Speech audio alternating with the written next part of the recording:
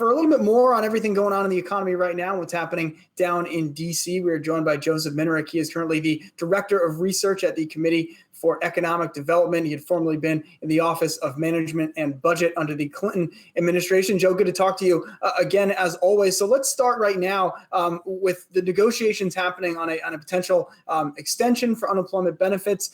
And given the 4 months we've had with this program in place, your view on what worked, what didn't, what needs to be extended, how important this is for the health of the economy over the second half of the year. Well, as you've been discussing, part of this is really brute force. It's just a question of having money out there in the economy for people to spend.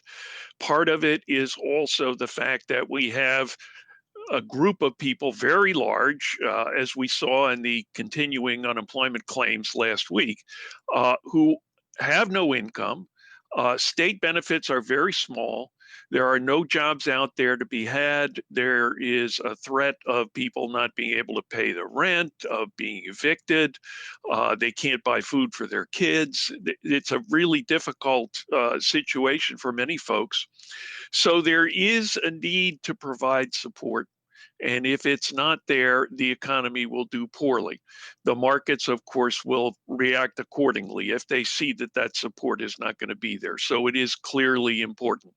The programs that have been put into place thus far are not optimal, but at this point, they're what we have got.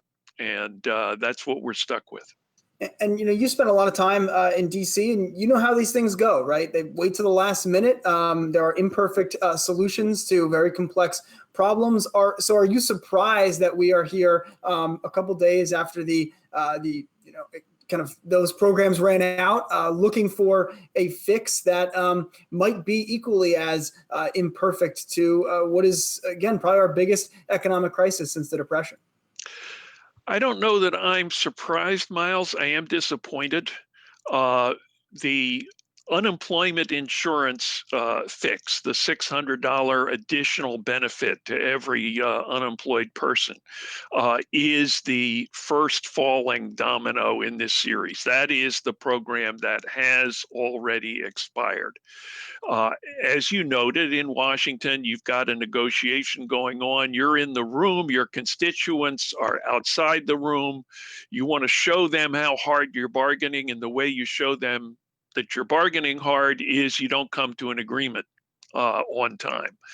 The problem is that this negotiation is very different from the usual Washington standoff over agency appropriations, because agency appropriations can go on, or agencies can continue operating even after their appropriations have run out. In this instance, we've got individuals, we've got households, unemployed people who can't pay the rent, who don't have cash, and they are literally liquidity constrained and they can't spend. So this would have been one of the situations where you would have hoped that people put on all the show of being difficult and being ornery and not wanting to reach an agreement, but they ideally would have reached an agreement on time. Now we're past the deadline, and there is, of course, some doubt that we'll have an agreement at the end of this week or even at the end of next week, and that is unsettling. And I think, and correctly so, a lot of our conversation is focusing on the consumer side of it, the enhanced unemployment, the one-time stimulus checks. But the story around the business side, the small business side, is getting increasingly grim. And we heard from Chair Powell last week talking about why there hadn't been uptake in some of their programs, what they were trying to do.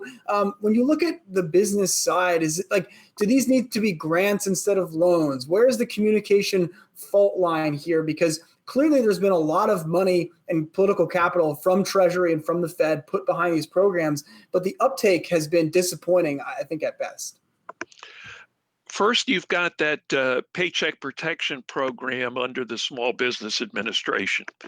The regulations on that program turned out to be so complicated, and the downsides to a failure to comply with the terms, including spending a high percentage of the loan proceeds on wages, the downsides were so deep that in many instances, businesses, smaller businesses, decided they couldn't take the risk of taking the loan. So that program has been very weak.